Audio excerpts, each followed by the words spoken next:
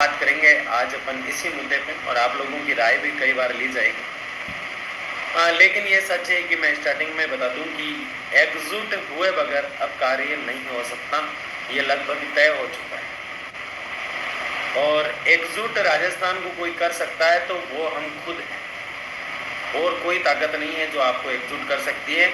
वो सिर्फ आप ही हैं जो आप सबको धागे में पिरो सकते हैं। आप सब मिलकर इस मिशन को अंजाम दे सकते हैं। कैसे करना है, क्या करना है, इसको लेके ही चर्चा चल रही थी। और आज लगभग 2 या 3 घंटे मेरे साथी जो है जिनसे मैं सलाह मशवरा करता हूँ उन सबसे सलाह मशवरा किया, और किस तरह से इस कार्य को करना है और किस तरह से हम इस कार्य को अंजाम देने वाले हैं, वो रूपरेखा बिल्कुल सटीक तरीके से आपके सामने मैंने रख दी है। और बहुत जल्द हम इस मिशन को अंजाम देंगे। सभी साथी आ जाए एक बार, और इंतजार करना पड़ रहा है मुझे सबका। मेडिकल साइंस में जब पढ़ते हैं उनको, तो उन्होंने जो बात कही थी वो बड़ी गहरी बात है, और जो मैं कई बार थंबनेल में लगाता हूँ लेकिन आज तक आप समझ नहीं पाए। उन्होंने कहा था पूंजीवादियों का समय था, उस समय चारों तरफ अमीरों का ही बोलबाला था। गरीब मजदूर जो है पीड़ित होता जा रहा था। अमीर रातों रात अमीर हो रहे थे और गरीब रातों रात और गरीब होता जा रहा था। कुछ ऐसी सिचुएशन इन दिनों राजस्थान में है। तब कार्ल मार्क्स ने पूरे वर्ल्ड के सामने एक नारा दिया था, और वो नारा ये था साथी कि विश्व के मजदूरों एक हो जाओ। और आज हम सब इसी नारे को जागृत करेंगे कि राजस्थान के मजदूरों एक हो जाए। मैंने एक बार किसी लाइव चर्चा में मजदूर शब्द का यूज किया, तो कुछ साथियों के कमेंट आए कि हम मजदूर नहीं हैं। तो मैं आपको बता दूं कि सच का उसमें मजदूर का भी एक स्टेटस होता है।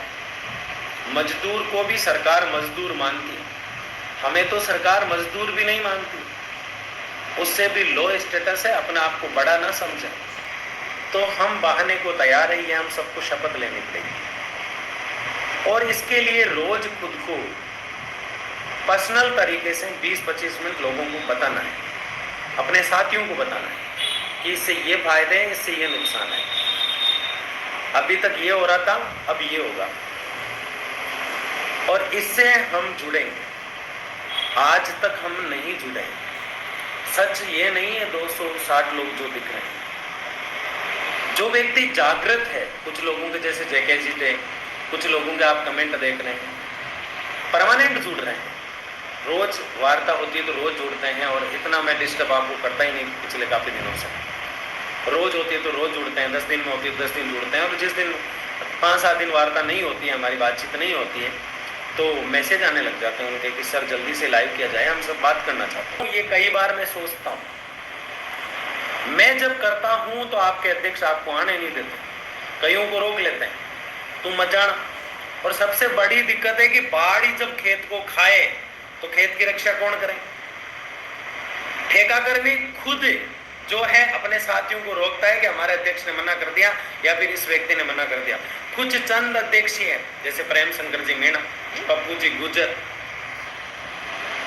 ऐसे कई है जो वास्तव में गजेंद्र जी भाई साहब जो चाहते हैं कि कुछ हो, कहीं भी हो। लेकिन कुछ मैं कर रहा हूं तो लोगों को रोकेंगे। मेरी तो कोई पर्टिकुलर जो है, मैं तो किसी पर्टिकुलर आपके डिपार्टमेंट का अध्यक्ष तो नहीं हूं। मैं करता हूं तो आने नहीं दिया जाता, लेकिन मुझे पता है कि अब रोक नहीं पाएंगे। अब मुझे पता है आपको निकलना पड़ेगा घरों से। अब आपकी आंखें खुलने लग गई, बाकी लोगों की खोलनी है, क्योंकि ऐसे धीरे धीरे आंखें खुलेगी, तब तक तो हम चले जाएंगे दुनिया छोड़ के।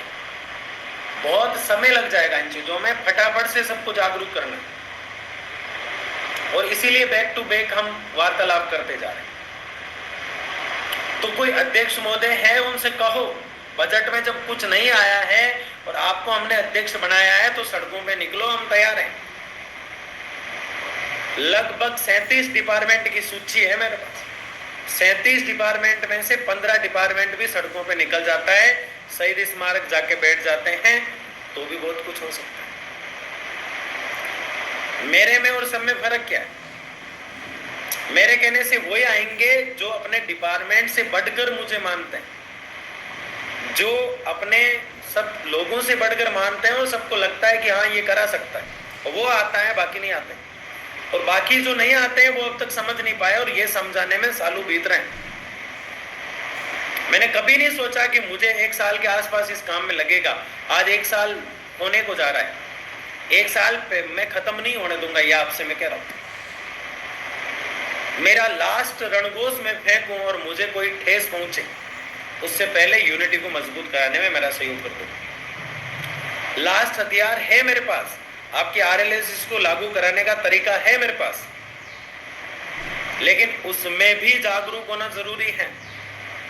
भैया मैं आपसे एक बात पूछता हूं सब साथियों से, आज में जो मेरा कोई प्रहार रूप जो भी है, जो मैंने लास्ट हथियार बना रखा है, उसको मैं आज एक्टिव करता हूं तो सुबह दोपहर को 11 बजे मुझे अंदर डाल दिया जाएगा।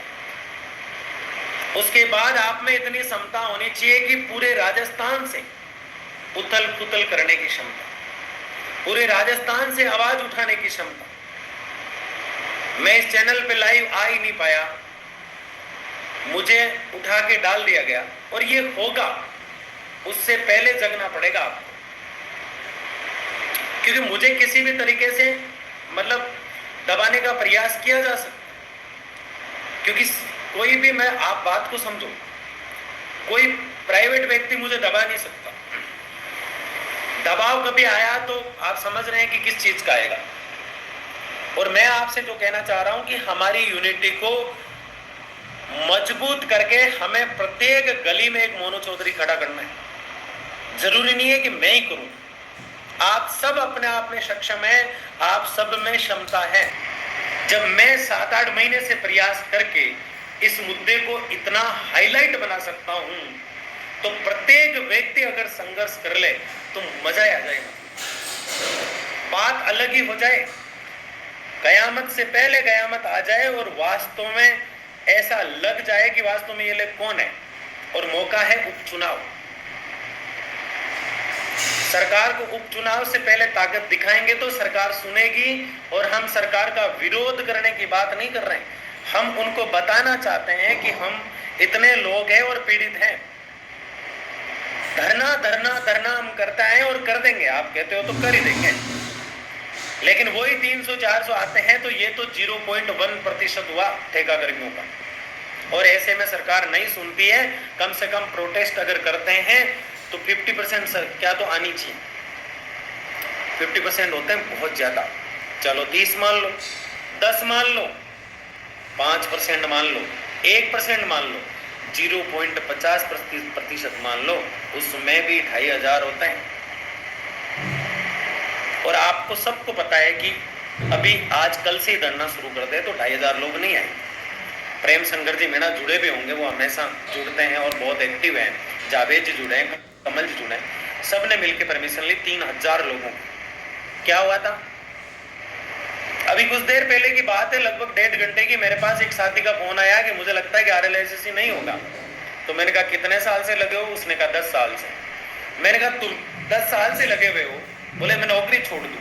मैंने कहा तुम 10 साल से लगे हुए हो, 10 साल से कोई उम्मीदें नहीं थी, आपकी नौकरी वैसे चल रही थी, इसी उम्मीद में कभी तो कुछ होगा। और आप जैसे नौकरी कर रहे थे वैसे ही कर रहे हो। आरएलएसएस तो मिशन है जिसको लेके चल रहे हैं हम लोग। भाई जिसकी ड्यूटी जिस समय से है, आरएलएसएस के लिए कभी 1 या 2 दिन की छुट्टी आपने रखी होगी, इसके अलावा रखी क्या? नहीं रखी ना। कईयों ने तो वो भी नहीं रखी कभी आरएलएसएस की 1 दिन की छुट्टी। तो फिर उसको तो दुख होना ही नहीं चाहिए। दुख उससे होता है जो भागा है, और दुख सबसे ज्यादा मुझे है कि अभी तक ये लागू क्यों नहीं हुआ। दुख उसे है जो उस दिन रात को 3 बजे 4 बजे ट्रेन पकड़ के धरना स्थल पर सुबह पहुंचा था। दुख उन्हें झालावाड़ की धरती से आने वाले लोगों को है, बांसवाड़ा की धरती से आने वाले लोगों को है जो जयपुर चल के आए। दुख उसे नहीं है जो सिर्फ कॉल करके कहता है कि मैं छोड़ दूं। वो धर्मेंद्र जी राठौड़ के पास गया, वो सुबह अपनी गाड़ी से जाते हैं और बजट में इस चीज को ऐड, कैबिनेट मीटिंग में इस चीज को ऐड कराते हैं। ये बजट में आए ना आए, लेकिन कैबिनेट मीटिंग में पास हो रखा है। वर्तमान सरकार इसको खारिज नहीं कर सकती। हम खटखटाएंगे कोर्ट के दरवाजे अगर खारिज कर देते तो। इस फाइल को खारिज किया ही नहीं जा सकता। आप क्या सोचते हैं कि गवर्नमेंट फाइल को बंद कर देगी? एक दिन दो साथियों को लाए, गवर्नमेंट फाइल को बंद कर दिया, नहीं कर सकती। RLSCC का मुद्दा जो है कैबिनेट में पास होकर कैबिनेट में पास हुए मुद्दे को कोई भी सरकार क्लोज नहीं कर सकती। अब ये पास करेगी कि नहीं करेगी, ये क्षमता हम लोगों में होनी चाहिए, ये पावर हम लोगों में होना चाहिए। और ये कैसे कराएंगे ये आप लोगों को पता है। कर देंगे हम कल धरना, लेकिन कितने लोग आएंगे आपको पता है।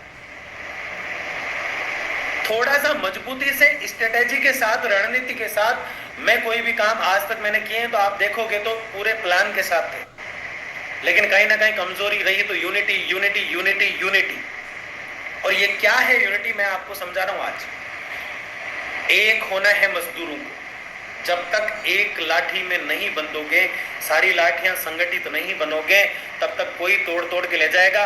युवा मित्र हमारी कम्युनिटी है, युवा मित्र हमारा ही पार्ट है, तोड़कर फेंक दिए गए। और ऐसा ही हो रहा है।